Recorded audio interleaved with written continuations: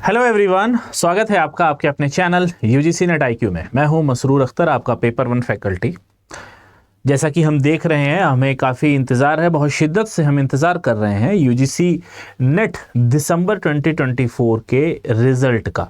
सारी चीज़ें ख़त्म हो चुकी हैं, कट ऑफ एनालिसिस भी हमारे हो चुके हैं, हमारा जो प्रोविजनल आंसर की आनी थी वो भी आ चुकी है, और अब सभी को इंतज़ार है कि कितनी जल्दी आपका एग्ज़ाम रिज़ल्ट आ जाएगा।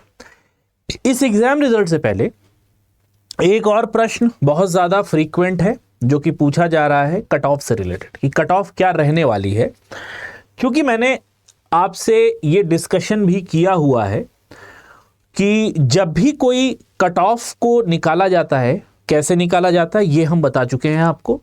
अब कट ऑफ का क्या रेंज रहने वाला है या क्या रह सकता है, क्या प्रोबेबल रेंज होना चाहिए या होगा, उसके लिए सबसे आसान तरीका यह है कि जैसे आप प्रीवियस ईयर क्वेश्चंस लगाते हैं उसी तरीके से आप प्रीवियस ईयर कट ऑफ को भी देख लें।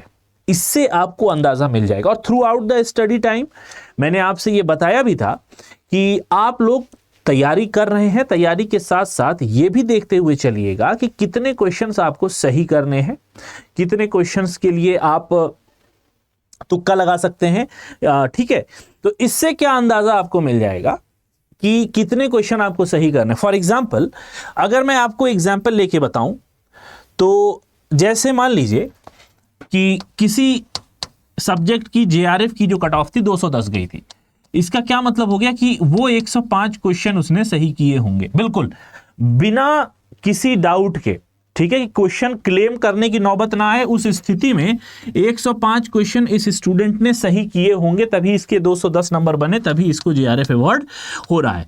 तो अब आप स्टडी के टाइम जब आप प्रिपरेशन कर रहे हो तो एटलीस्ट आपका टारगेट ये होना चाहिए कि आप 110 से 115 क्वेश्चन सही करके आओगे, तभी आप जाके कहीं यहां पे 105, 104, 106, 107 पे स्टैंड करोगे।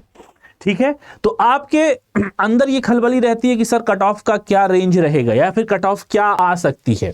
तो उसके लिए एक थोड़ा सा मैंने एनालिसिस किया था जिसको मुझे जरूरी लगा कि आपके साथ भी ये डिस्कस कर लेना चाहिए। तो ये जो एनालिसिस है ये 3-4 साल का एनालिसिस है, सारे सब्जेक्ट्स का नहीं है, कुछ पॉपुलर सब्जेक्ट्स हैं, उनमें से मैंने 3 और 4 जो सब्जेक्ट्स हैं उनको लिया है और उसका एक एनालिसिस आपके लिए तैयार किया है। तो सबसे ज्यादा, क्योंकि आपको पता है जो यूजीसी की परीक्षा है उसमें पॉपुलर और अनपॉपुलर सब्जेक्ट्स होते हैं। तो पॉपुलर सब्जेक्ट्स की अगर हम बात करें तो उसमें पहला सब्जेक्ट जो मैंने उठाया वो है इकोनॉमिक्स। इसमें जेआरएफ और नेट असिस्टेंट प्रोफेसर के लिए 2022, 23 और 24 जून और 23 जून, यानी ये 3 शिफ्ट का, 3 साइकिल का मैंने ये एनालिसिस आपके सामने करने की कोशिश की है। अब जरा आपको ध्यान देने वाली चीज है कि जेआरएफ के लिए जो कट ऑफ गया था इकोनॉमिक्स में, वो अनरिजर्व्ड या फिर जो हमारी सामान्य जनरल कैटेगरी होती है उसके लिए 212 गया था। इसका क्या मतलब हो गया कि 106 क्वेश्चंस आपके सही होने चाहिए। ठीक है, इसमें कितने क्वेश्चन सही होने चाहिए?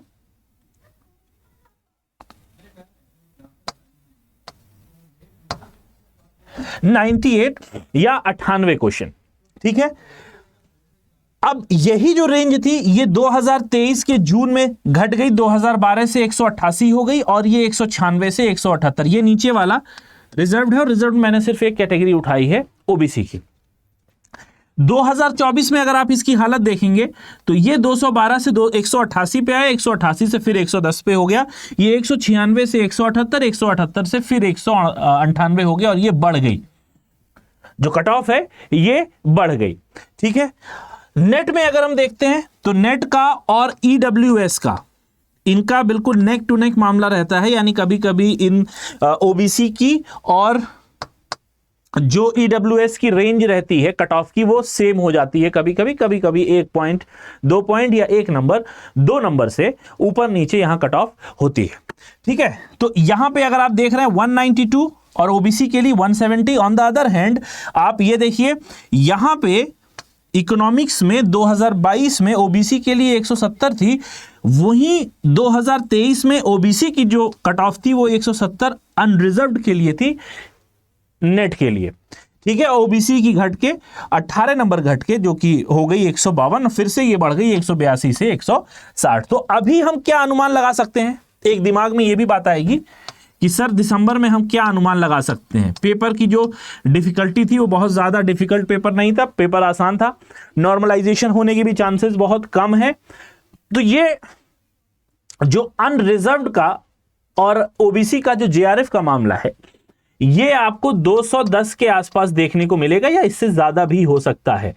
और कम अगर होता है तो कम अगर हुआ तो भी बहुत ज्यादा फ्लक्चुएशन आपको इन नंबर्स में देखने को नहीं मिलेगा, चाहे ये फिगर्स हो या फिर ये फिगर हो।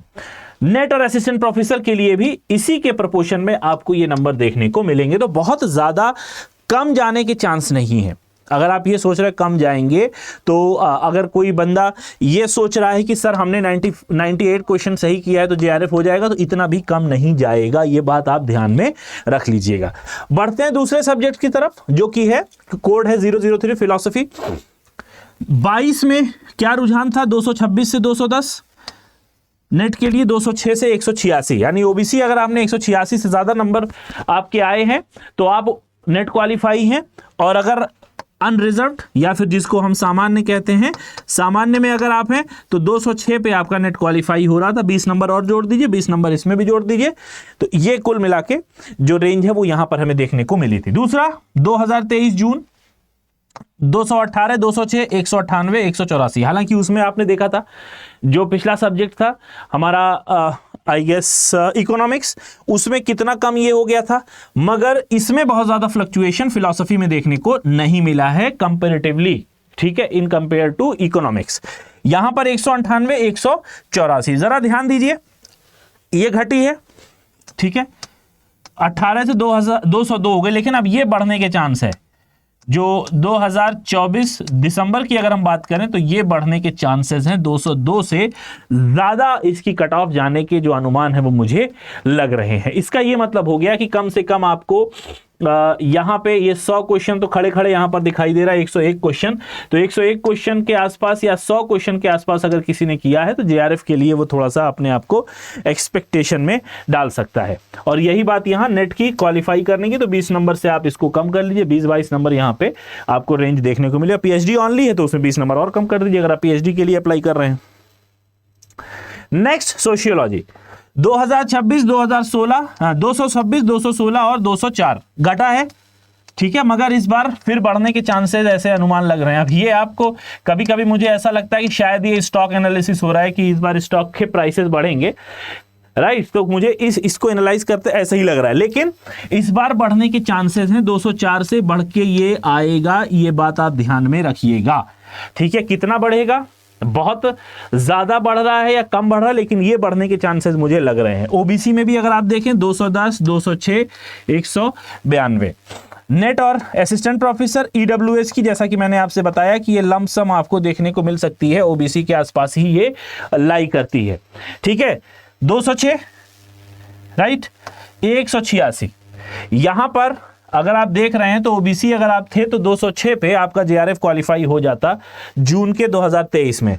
उसके बाद 196, 180, तो ये वैसे ही 20-22 नंबर कम रहता है इससे जो नेट का है, ठीक है। अब इसी से 20-22 नंबर आप कम और मान लीजिए पीएचडी के लिए भी, और ये 180 से 164 के बीच में आ गया, जो कि ये फिर से कुछ कम हुआ है कंपैरेटिवली 2023 से और 2024 के कंपेयर में। अगला जो सब्जेक्ट है वो है आपका एजुकेशन, मोस्ट वांटेड सब्जेक्ट है ये। इसमें बहुत चौंकाने वाले कट ऑफ्स देखने को मिले थे। कैसे, वो देखिए, अभी तक हमने, चलिए ये 210 से ऊपर है, 200 से, ये 200 से गिरावट हुई 190, ये फिर बढ़ गया 218, और इस बार फिर बढ़ने के चांसेस हैं। कितना बढ़ेगा ये देखने की चीज है, लेकिन बढ़ने के चांसेस मुझे यहां पर फिर से लग रहे हैं। हो सकता है घट भी जाए, ठीक है, लेकिन मुझे जो अपना अनुमान लग रहा है वो बढ़ेगा, 200 से ज्यादा जाएगी ये कट ऑफ। कितनी जाती है ये देखने की चीज है। 190, 172, 172, 158, फिर से 190, 172, यानी ये जो कट ऑफ रही है 22 और 24 की, तकरीबन सेम रही है, ठीक है।